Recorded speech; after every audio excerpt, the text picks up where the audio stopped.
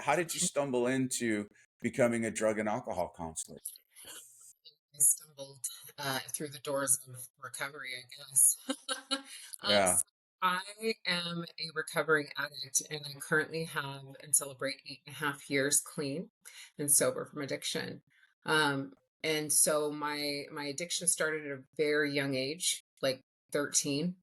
And it started with a glass of champagne, really. And I just remember thinking, oh my God, this feels so good. And I just want more. I just remember wanting more. And and I ended up becoming an alcoholic, a drug addict, for 23 solid years. And I found my way into recovery through, and which is in my memoir, which you'll find.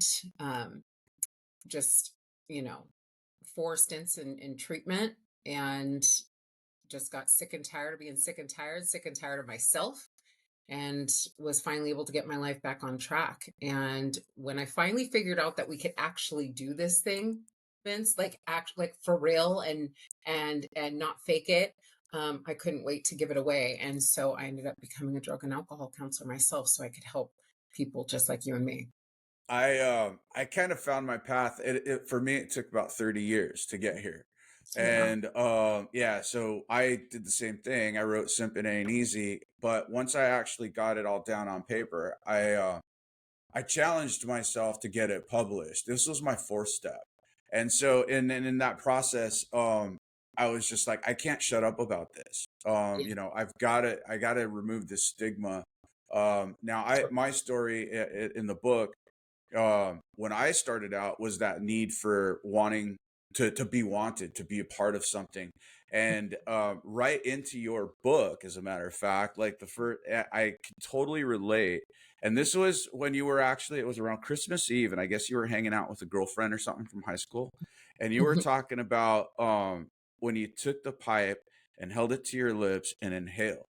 Now, I didn't start my drug journey until I was an adult. However, alcohol and cigarettes, and to try to be a part of something in junior high, was when Yep. I got started. And so when Mhm. you start, even though our journeys were different, like the experiences and the feelings were the same. And Absolutely. and so your book was really good read because I was really like wrapped into it because you were taking a page from my story.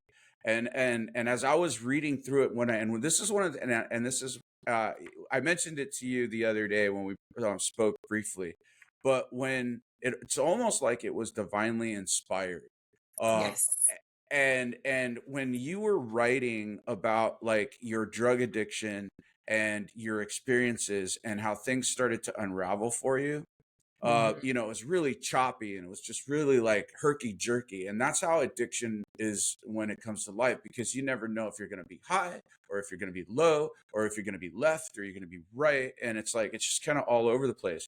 And then as the journey started to go through the book, I was like, she's starting to get it together. You can see her forming paragraphs, and it was just like, so I don't know if anybody's ever made that connection, but I found that. So, can you walk me through your book writing journey, like as you were writing this Absolutely. down?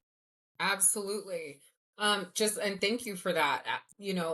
Writing, if any, I love that you're familiar with writing a book. Simpin Ain't Easy was absolutely wonderful and very well written. I wrote mine, and I can tell that you wrote yours in a version that was true to you. I 100% wrote my version in a way that was true to me.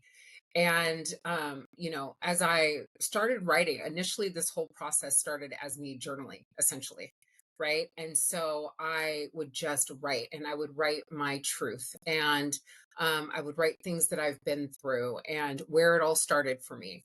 And just like my addiction, it would jump around. Right. And my memories would jump around as well.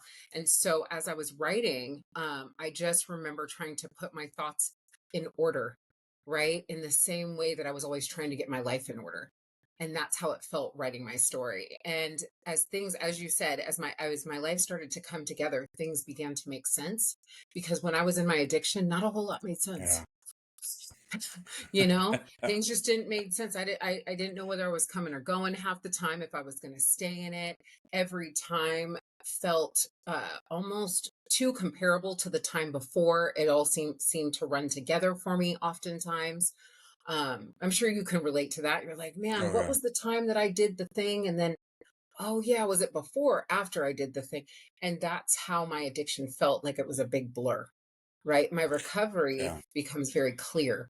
And I'm very clear about when something happened and when something else transformed in my life. So yeah. It's like when you get out of that alcoholic fog or the drug addicted fog. It's like it's almost like Bill W. and AA talks about this. Putting on a new pair of glasses.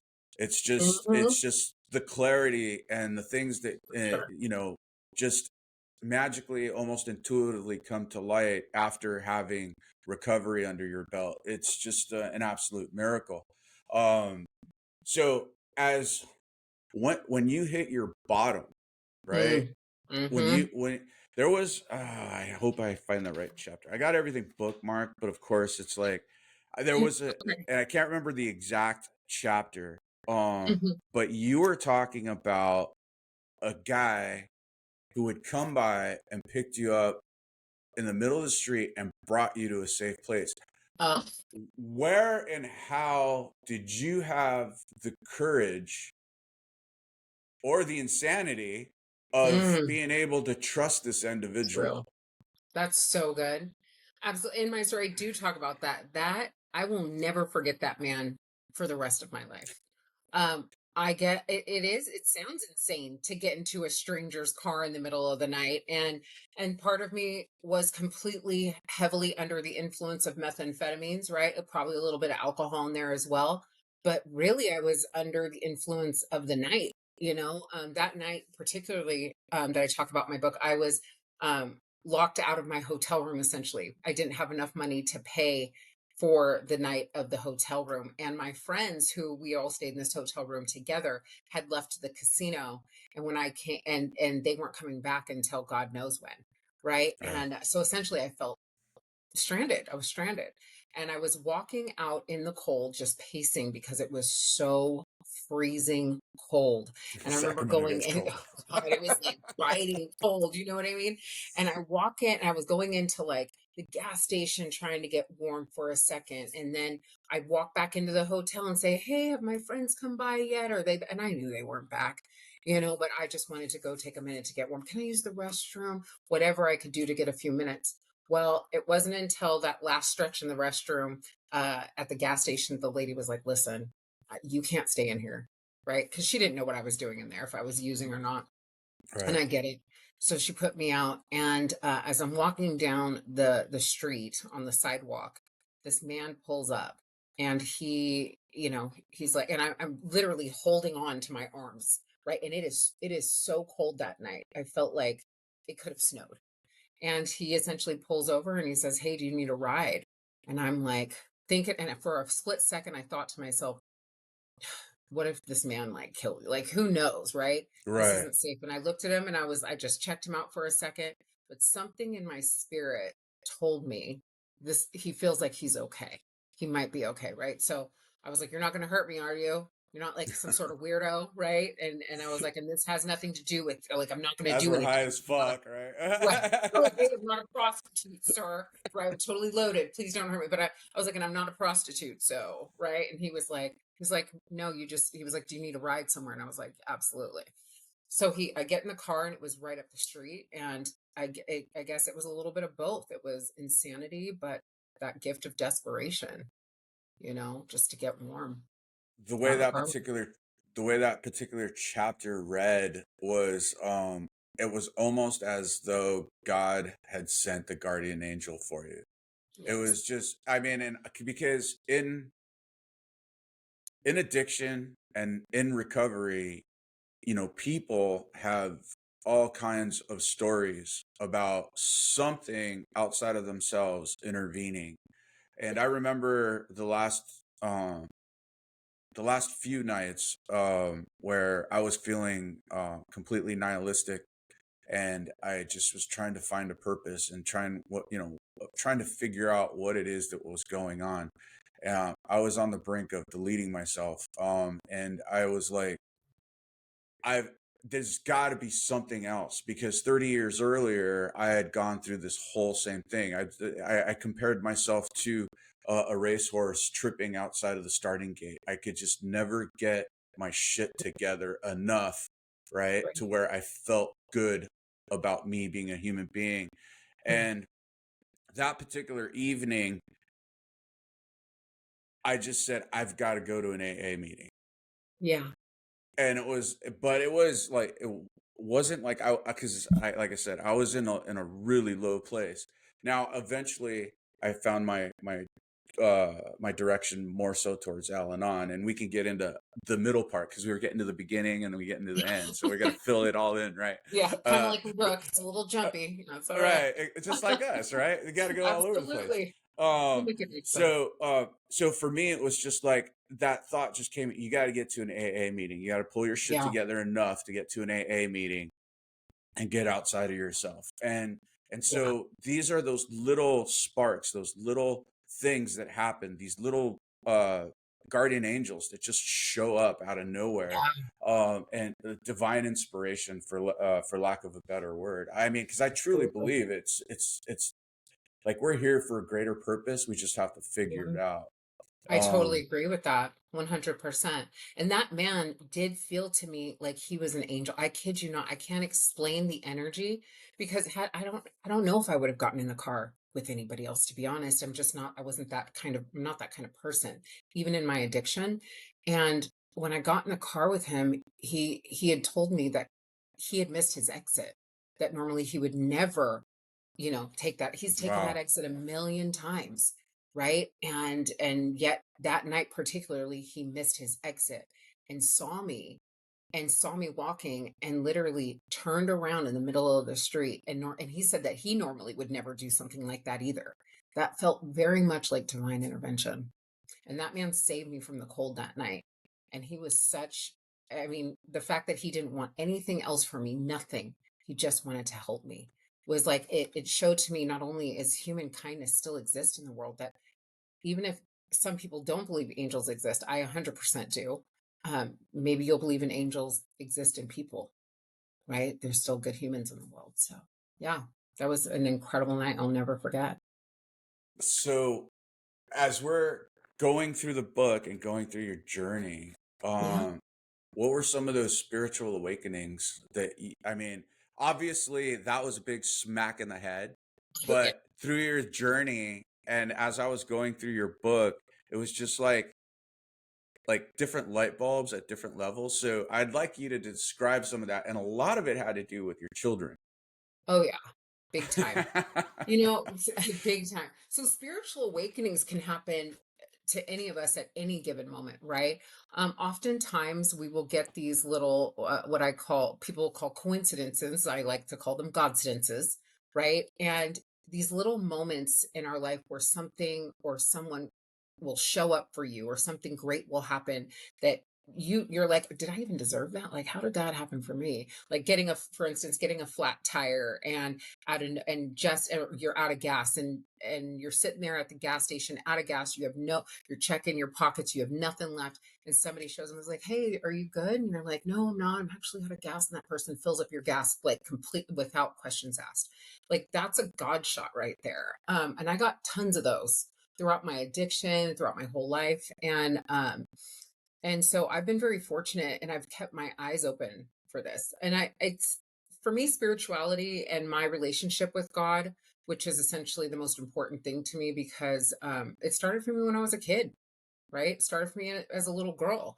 And I grew up in the church and all the things. And for me, as I got older, I started to develop not just a religion, but a relationship with my higher power of my understanding, and the way that he would reveal himself to me, essentially. And how he reveals himself to me is going to be different for how he reveals himself to you. And sometimes there's a lot of similarities and sometimes there's differences, but Right. just like a parent, for me as a parent, I have three children.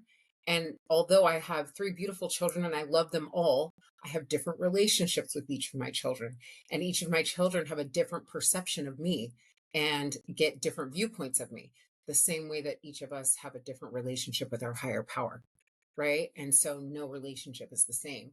But my spiritual awakening happened for me, like the big one, right? My rock bottom. I was just, man, my kids got ripped away from me, man, in CPS Yeah. custody. And I've had CPS before in my life and I'd earned my children back, but I was a chronic relapser. So I would, I was getting loaded. I would, have the house, have the car, have the job, have my kids. And as soon as I'd get it together, I'd relapse. And then I'd lose all that. And then I'd get it all back. And then I'd relapse again. So just chronic relapsing. And that last time for me, um, there was a really horrible incident that happened to me and after several stints in rehab, and I had relapsed again for what would have been my last time. However, throughout that time, I met various people, so I don't know where this person came about, but there was a stalker. I ended up with some sort of stalker, some guy that was like on my tail, and the weirdest things were happening, right? And when you're in addiction to methamphetamine, you can't tell if you're coming or going half the time, right? And so when I would come home essentially, and I would see like my sliding glass door open just like this much, I would, did I close that all the way? Did I, if I, leave again, take my son to the park. And I know I didn't leave a cup out on the counter, but there's that cup out on the counter. That was so interesting. And the more I started to notice these things, right, until this person was getting more brazen, right? And essentially what had happened was I ended up overdosing on a drug I would never take, right? Which was mixed in with some milk in my house. And I ended up like virtually like almost passing out right then and there. And I made a phone call to the police, and and the fire department, the EMTs, they were all there. And I was completely acting out of character, like just beyond not myself. I like couldn't even control my body movements essentially.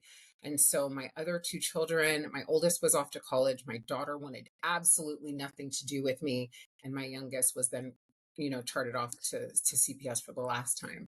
And when I woke up in the hospital room the next day, or 2 days later, really is what it was, I just remember thinking to myself that although I didn't deserve what happened to me, I couldn't believe, like, there was a part of me that knew that if I hadn't been an addict, that I wouldn't be there, right?